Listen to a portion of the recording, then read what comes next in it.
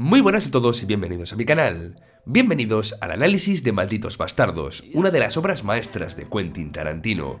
Si bien este canal suele estar orientado a las series, durante el próximo mes de diciembre tengo pensado analizar algunos clásicos del cine que me gustan o quizá de los que tengo algo que contar, con lo cual suscribíos y comentadme si esta sección os gusta, porque en caso de que la idea funcione bien, podría mantenerla y analizar de vez en cuando películas clásicas en una sección recurrente. Pero bueno, no me extiendo más, vamos a analizar algunas escenas, la construcción, los simbolismos o el final de Malditos Bastardos, una de las mejores películas de uno de los directores más influyentes de las últimas décadas. ¡Vamos allá!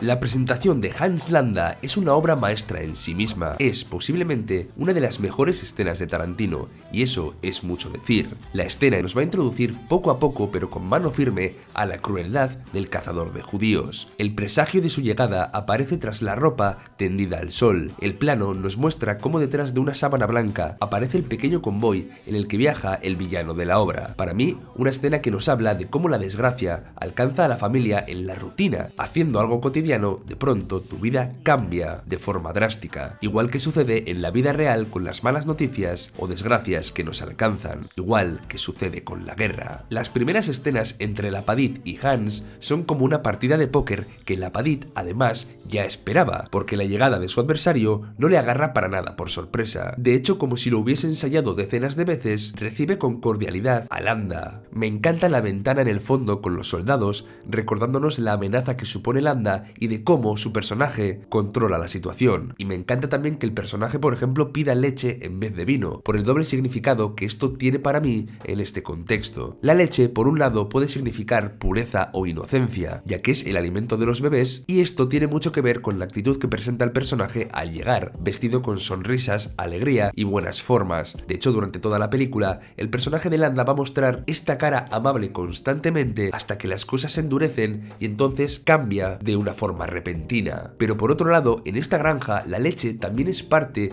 de lo que esta casa ha producido. El granjero ha trabajado para alimentar a su vaca y esta ha dado la leche que el villano está bebiendo. Es una forma de recordar al granjero que Hans tiene el poder para coger todo lo que él tiene solamente con pedirlo. Puede incluso arruinarle la vida si así se lo propone. Por lo tanto, el vaso de leche es esa dualidad de que Hans Landa parece alguien inocente o incluso ingenuo y buena persona. A lo largo de la película incluso parece que hacer el mal, perseguir a los judíos o llevar a cabo sus planes también es algo que le divierta. Entonces esa leche nos conectaría con esa personalidad infantil que puede tener Hans Landa, de cómo todo a veces le parece un juego que le divierte, pero que también puede arrebatarte cualquier cosa que tengas, porque tiene el poder para hacerlo. Otra cosa aterradora de la secuencia es la forma en la que Hans pregunta por la familia judía que persigue. De hecho, prepara los papeles de una forma meticulosa y ordenada para que después veamos cómo cazar personas para él es algo rutinario. El asesinato forma parte de su vida y la muerte es para él únicamente algo burocrático, algo que hace ya como rutina y que no le supone además ningún tipo de dilema moral. Tras un juego de luces y unos movimientos de cámara que acostumbran a dejar a Hans Landa en el lado oscuro del plano, tenemos un movimiento de cámara que destapa la escena, que nos muestra cuál es la verdadera situación de Lapadit y cómo está aguantando el tipo ante un ser tan detestable como Landa, teniendo además tanto que perder, su propia vida o la de sus hijas. Esta escena, este inicio, es básicamente la lucha del bien contra el mal. De hecho, la pipa que tiene cada uno podría ser la demostración de la mano que llevan en esta partida de póker. Primero, Lapadit saca la suya, convencido de que va a ganar y de que controla la situación, de que va a pasar o superar esta inspección igual que la superó hace 6 meses. Pero entonces, Hans desenfunda su pipa, que es mucho más grande que la de su adversario. Sí, tiene un toque cómico, pero lo que nos quiere decir es que el personaje no ha ido hasta Francia para que un granjero le engañe. Él ya ha jugado muchas partidas y las ha ganado todas. Está acostumbrado a cazar y no va a abandonar esa casa hasta que haya destapado la verdad. Por lo tanto, la comparación del tamaño de las pipas nos habla de cómo la balanza se está yendo hacia el lado de Hans Landa y de cómo la tapadera del Apadit es cada vez más frágil. De hecho, hay un movimiento de cámara que apoya esta idea en la cual vemos cómo la cámara parece cambiar de lado, demostrándonos justamente eso, ese cambio de las tornas y ese cambio de la situación en favor de Hans Landa. Después tenemos una analogía de las ratas y los halcones que Hans utiliza para hablar de la ideología supremacista, que de hecho es terrible ver lo que significaban los judíos para los hombres que estaban trabajando para el Führer, y entonces de pronto la escena se endurece y como nos dice Tarantino que el juego para Hans Landa ya ha terminado y que no quiere perder más tiempo, con ese plano contra plano de los dos personajes. Esa es la verdadera resolución de una partida de póker que se ha convertido en un duelo del oeste sin pistolas. Ya han terminado los juegos, las mentiras, las sonrisas y las buenas formas. Toda la mentira que el Apadit ha construido se está desmoronando y ahora sí Hans Landa con sus amenazas ha conseguido derribar los muros de este hombre bueno. Si el Apadit no revela dónde están los judíos que se esconden, puede perder a sus hijas, y este es el triunfo del mal sobre el bien. La voluntad de los que quieren hacer del mundo un lugar mejor, doblegada ante el miedo y las amenazas de los que representan el mal. Es muy duro por eso ver al Apadit ceder, llorar o entender qué remordimientos estará sintiendo un hombre como él que únicamente quería ayudar a otra familia, teniendo que haber revelado su escondite por miedo a perder a su familia. Mientras la música que ha ido increciendo durante toda la escena acompaña la matanza, la pequeña de la familia escapa en un plano que me parece bastante curioso, porque nos genera la sensación de que Landa acabará de ver una rata. Pero quedaos con este concepto de la rata de Hans Landa, porque después hay una cosa muy curiosa al final del film. Una escena muy buena, brillante a nivel cinematográfico y que nos sitúa en el contexto de la película. Malditos Bastardos es una obra sobre la venganza y sobre la respuesta de los aplastados contra la bota que los oprime, y para ello debíamos entender o quizá recordar contra quién vamos a estar luchando y hasta dónde puede llegar la crueldad del enemigo.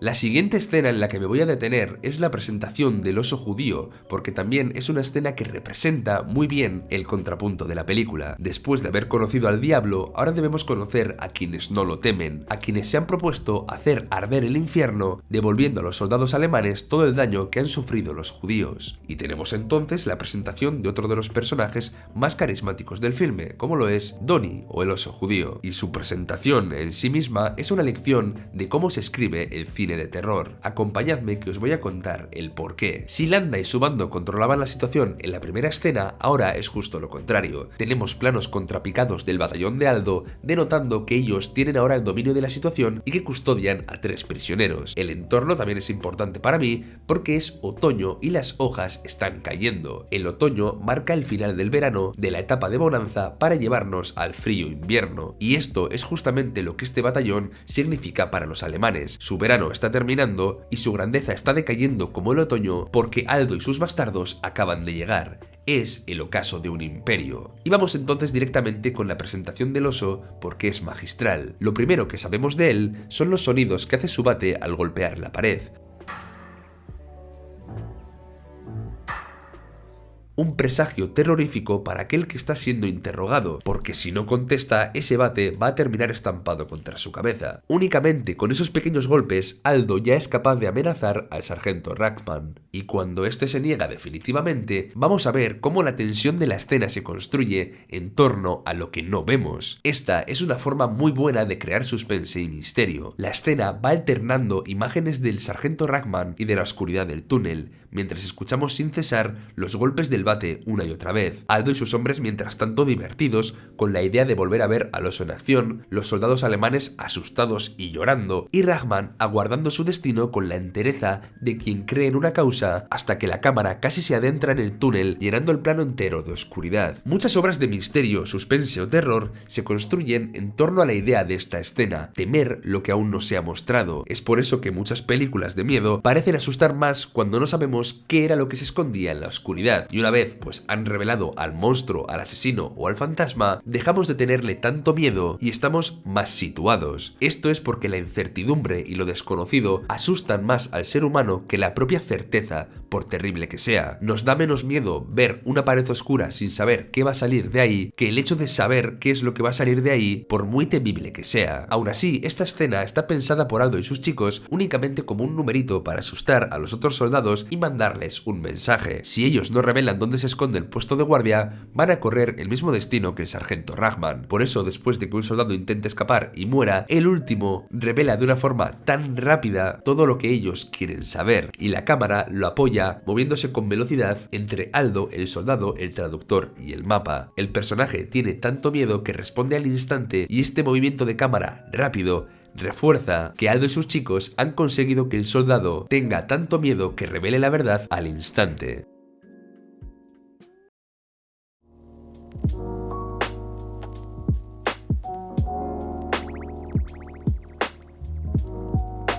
Muchas de las escenas que escribe Tarantino están cimentadas en el suspense. Una forma muy eficaz de construir este suspense es ocultar parte de la información, ya sea a algunos personajes o a la propia audiencia. Por ejemplo, al inicio de la película, la escena nos muestra una situación en la que se percibe algo raro, pero ni el espectador ni Hans Landa saben lo que es. Esto comienza a generar cierta tensión para que después la verdad se les sea revelada al espectador, pero no a Hans Landa, con lo cual aquí la tensión se dispara. Otro ejemplo es en la que después de que Sola seleccione el cine de Shosanna y del encuentro con Goebbels, aparezca Hans Landa y tenga un instante a solas con el personaje de Shosanna. Aquí claro, el espectador sabe que ellos tienen un pasado en común, pero Hans no tiene ni idea, porque él no llegó a ver el rostro de la joven. Entonces asistimos a ver cómo Landa pide un vaso de leche para ella, o cómo ambos comparten la nata de un mismo plato para el postre. Y todo esto nos pone en tensión porque sabemos por lo que está pasando la joven, y además tampoco queremos que Landa se dé cuenta o le sea revelada o recordada esta información. De hecho, la escena es muy inteligente porque la tensión escala poco a poco hasta que volvemos a tener un primer plano de Hans, igual que sucedía en la primera escena cuando Tarantino nos hablaba de que los juegos habían terminado y de que estábamos a punto de ver la verdadera cara del monstruo. Pero en este caso es una falsa alarma. Hans no recuerda lo que quería decir y la tensión de la escena se diluye, pero el paralelismo es buenísimo porque hace sentir al espectador que una vez más todo iba a estallar. Al igual que me parece también muy buena la reacción final de Shosanna cuando Hans se marcha, dejando ver lo verdaderamente traumático que ha sido para ella encontrarse así con su pasado y con el asesino de su familia, liberando además de alguna forma el suspense acumulado en el encuentro. Otra escena que hace esto muy pero que muy bien es la icónica escena de la taberna, porque a Tarantino le encanta jugar con nosotros tensando y destensando las situaciones a placer y con mano maestra, mezclando además muchas veces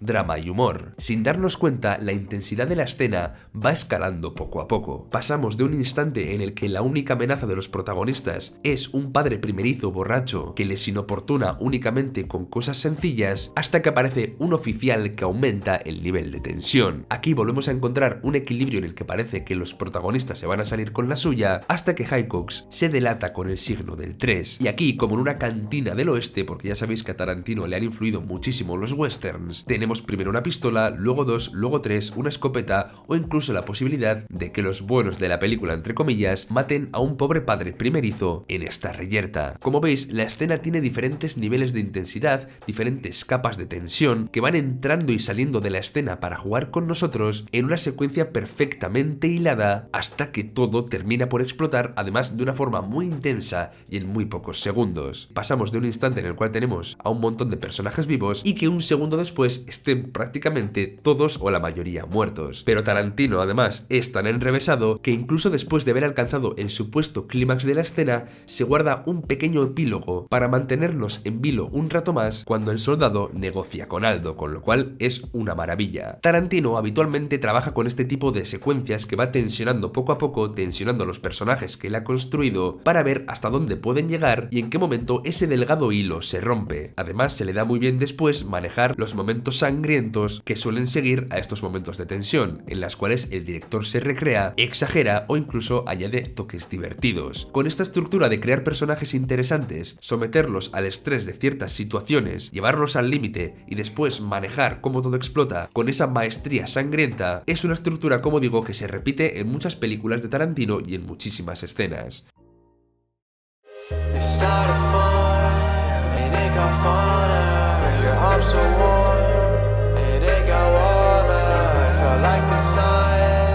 Hans Landa es un oportunista y un psicópata. Al final de la película nos damos cuenta de que no era un fiel seguidor del Führer y su ideología, sino simplemente un detective sádico que disfrutaba con la victoria y la muerte, a quien se le daba bien encontrar personas, le gustaban también los retos y que no sentía ningún remordimiento por asesinar. Además, como también era un hombre inteligente, con el desembarco de los americanos en Francia y el frente de la Unión Soviética en Liza, el personaje sabía que la guerra no podría durar para siempre y que debía sobrevivir. Y aquí es donde llega esta alegoría tan bonita y curiosa de su personaje, porque durante toda la primera secuencia del filme, o toda la primera escena, Landa habla de la grandeza del halcón y de cómo caza a sus presas, pero al final de la historia nos damos cuenta de que él no era verdaderamente el halcón, sino que era la rata de la que hablaba, esa rata que utilizaba como símbolo para despreciar a los judíos. Curiosamente, Shosanna, la judía que representaba quizá la rata en esa primera escena, para Landa ha sido finalmente quien se ha convertido en la depredadora que ha metido a todas las presas en su cine,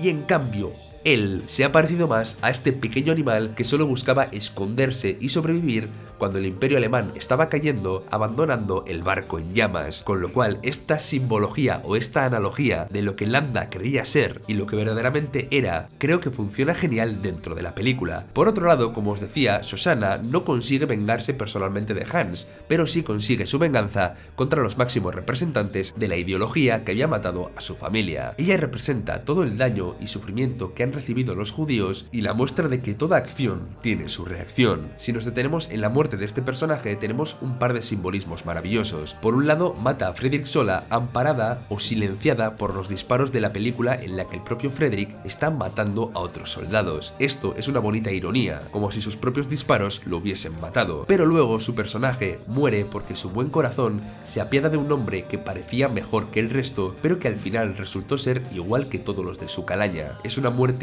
triste, injusta y que duele especialmente al espectador, aunque en mi opinión también debía suceder así, porque Frederick me gusta que también muera matando. Había sido siempre un soldado excelente y lo demostró hasta el momento en el que murió. El fuego, la risa, la proyección del rostro de la venganza de Shosanna en el humo de los cuerpos ardiendo, los disparos de ametralladora matando al Führer, las carcajadas o las caras de éxtasis de los hombres de Aldo disparando. Este es el frenesí final del filme en el que se percibe al propio director de la obra desatado. Se está recreando en una secuencia que no coincide con los eventos históricos reales. ¿Pero por qué hace esto el director? Entonces tenemos que entender que hay tres conceptos clave que definen la película de Malditos Bastardos, que son historia, cine y venganza. A través del cine, Tarantino está cambiando la historia para contarnos su relato ficticio de venganza personal contra el Tercer Reich y todo lo que ello ha significado y simbolizado. La película se toma absolutamente todas las libertades para recrearse en algo que no sucedió, porque ese es el poder de la ficción y porque ese es el deseo del artista detrás de la obra. El cine puede convertirse en una venganza, tal y como quería Shosanna, y puede servir para reescribir la historia, tal y como Hans Landa quería, cambiando su papel en la Operación Kino, que sí que también comprendemos que con su película Tarantino no es que esté cambiando como años después se vaya a recordar el final de la Segunda Guerra Mundial, pero es que a él le gusta jugar a eso y disfruta descolocando al espectador contando relatos que reescriben la historia, igual que hizo después por ejemplo en Érase una vez en Hollywood. Pero ¿cuál es la moraleja triste que tenemos al final? Que incluso cuando él reescribe la historia, el bueno de Quentin sabe que los personajes buenos no siempre ganan ni que los malos terminan por pagar. Shosanna ha muerto y Landa queda vivo. Es verdad que con un bonito recuerdo en la frente, pero de alguna forma termina saliéndose con la suya. Y ese es el toque de realidad final de esta fantasía, que los finales felices casi nunca existen y que las malas personas se van de la vida sin pagar por lo que han hecho, cerrando así posiblemente la película más redonda de toda la filmografía de Tarantino. Y hasta aquí mi review de Malditos Bastardos. He querido centrarme en algunas escenas que me gustan especialmente, en partes de la estructura de la película, en algunos simbolismos que me llaman la atención, pero lo cierto es que esta película podría analizarse escena por escena con la misma profundidad con la que he analizado por ejemplo la primera. Es una obra que me gusta mucho y espero que con este vídeo vosotros la podéis disfrutar incluso un poquito más. Ya sabéis, suscribíos para no perderos más análisis de series, comentadme si queréis que siga con esta sección de análisis de cine y nos vemos dentro de poco por el canal. Hasta pronto. Para terminar, os recuerdo que este año he publicado un libro, Nubes de Óxido, que puede adquirirse en el link de la descripción, y está disponible tanto en España como en un montón de países de Latinoamérica. Así que ya sabéis, esta es una forma de apoyar el canal. Muchas gracias.